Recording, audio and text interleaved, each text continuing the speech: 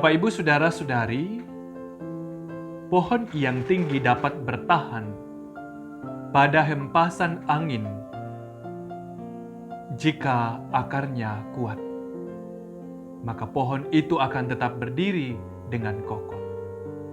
Demikian pula bangunan akan kuat jika landasan atau pondasinya kuat. Kekuatannya sangat bergantung pada bagaimana kuat landasan dan pondasinya. Kedua pengandaian inilah dipakai oleh Paulus untuk menasihati jemaat di Kolose. Dalam Kolose pasal 2 ayat 6 hingga 7 dikatakan, "Kamu telah menerima Kristus Yesus Tuhan kita. Karena itu hendaklah hidupmu tetap di dalam Dia. Hendaklah kamu berakar di dalam Dia dan dibangun di atas Dia. Hendaklah kamu bertambah teguh dalam iman yang telah diajarkan kepadamu. Dan hendaklah hatimu melimpah dengan syukur." Nasihat ini disampaikan oleh Paulus kepada jemaat di Kolose saat mereka sedang menghadapi ancaman masuknya ajaran-ajaran Gnostik. Ajaran yang merupakan gabungan filsafat timur dan legalisme Yahudi. Kepada jemaat di Kolose inilah Paulus memberikan nasihat-nasihatnya agar mereka mengejar kedewasaan imannya dalam Kristus. Bagaimana langkah-langkah yang mereka harus lakukan? Diingatkan untuk mereka terus ada di dalam Dia, di dalam Kristus. Dan mengusahakan agar terus berakar dan dibangun, bertambah teguh dalam iman kepada Tuhan. Lalu di bagian akhir, Paulus berbicara bahwa hendaklah hatimu melimpah dengan syukur. Bapak, Ibu, Saudara-saudari, Paulus menegaskan bahwa pertumbuhan iman memiliki titik berangkat yang sama, yaitu bahwa kita telah dimiliki dan memiliki Kristus dalam hidup kita ini. Sebagai orang yang telah menerima Kristus, kita diingatkan hidup kita harus tetap di dalam Dia. Kata tetap yang dipakai di sini, Bapak, Ibu, Saudara-saudari, berasal dari istilah bahasa Yunani yang berarti berjalan atau dekat. Itu artinya jemaat di Kolose dalam menghadapi tantangan yang hadir di sana diingatkan agar tetap berjalan dekat dengan Tuhan. Bagaikan pohon, pohon akan selalu mendapatkan hempasan gelombang angin, dan untuk menentukan kekokohan keteguhannya berdiri ditentukan oleh akarnya. Diingatkan supaya jemaat berakar di dalam Kristus.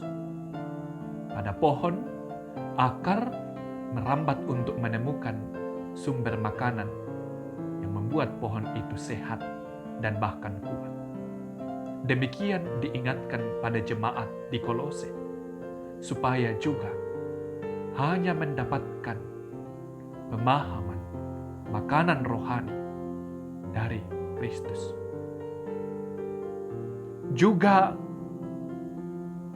dibangun dalam landasan Kristus, landasan yang benar. Jika kita memiliki landasan yang benar, maka dapat terbangun dengan baik sampai menghasilkan buah sekalipun.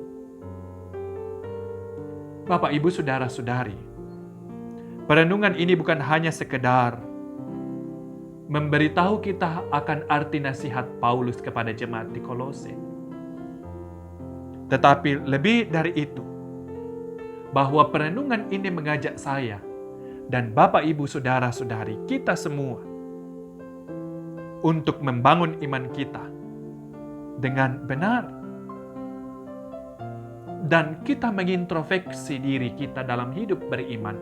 Sejauh mana kita membangun iman kita dalam usaha yang sungguh. Sejauh mana kita mewujudkan kehidupan kita agar tetap berjalan dekat dengan Tuhan. Apa saja yang sudah dan sedang kita lakukan untuk mewujudkan semuanya itu. Terutama dalam menghadapi setiap tantangan kehidupan, tantangan beriman kita. Adakah semakin kita menyadari bahwa hidup ini berat dan tidak mudah, maka semakin besar pula usaha kita untuk makin mendekat kepada Tuhan.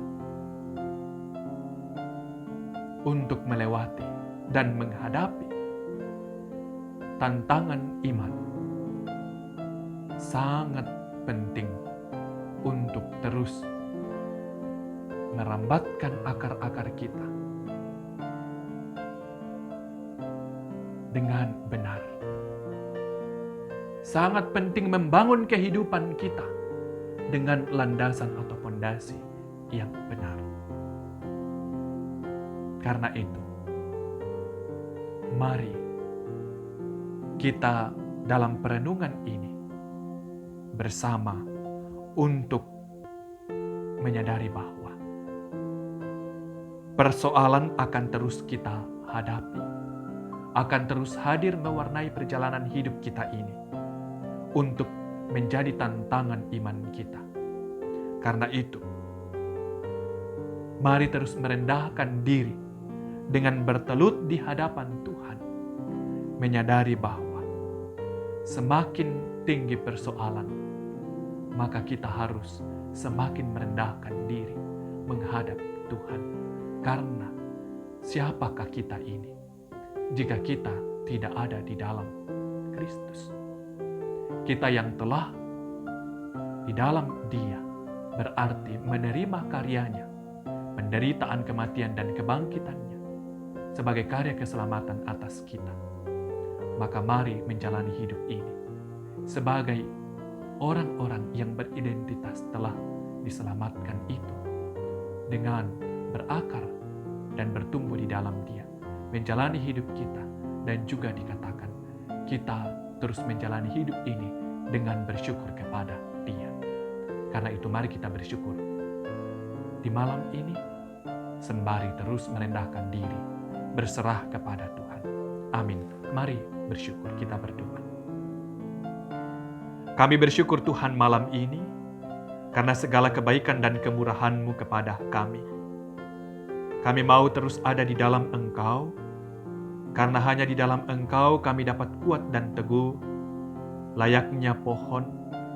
Ketika kami berakar di dalam Engkau, ya Tuhan, kami memperoleh makanan rohani kami dari-Mu dengan rupa-rupa cara-Mu, lewat firman-Mu, dan lewat berbagai kondisi kehidupan yang membuat kami makin terus belajar mendapatkan makanan rohani, dan biarlah semuanya itu menjadi kekuatan kami. Demikian juga Tuhan, biarlah kami terus membangun kehidupan kami ini dalam landasan kasih Kristus, sehingga kami terus terbangun kuat dan teguh dalam segala terpaan gelombang kehidupan yang menantang iman kami di tengah-tengah dunia ini. Tuhan, kami bersyukur untuk malam ini. Dan kami akan beristirahat, kami percaya. Lindungan Tuhan terus menjadi bagian kami. Dan kami terus ada dekat-Mu. Tetap berjalan bersama Tuhan. Dalam peristirahatan kami pun, kami tahu Tuhan terus hadir. Dan biarlah kami beristirahat dengan baik.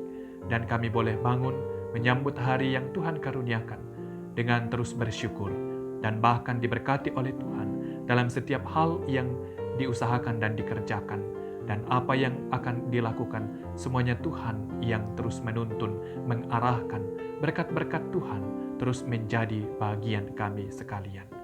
Tuhan, di tengah-tengah situasi saat ini, terus kami hanya bersandar kepadamu, dan kami tetap mau berjalan bersamamu. Engkau Tuhan terus memberkati dan memulihkan keadaan kami saat ini. Di dalam nama Tuhan Yesus kami berdoa. Amin.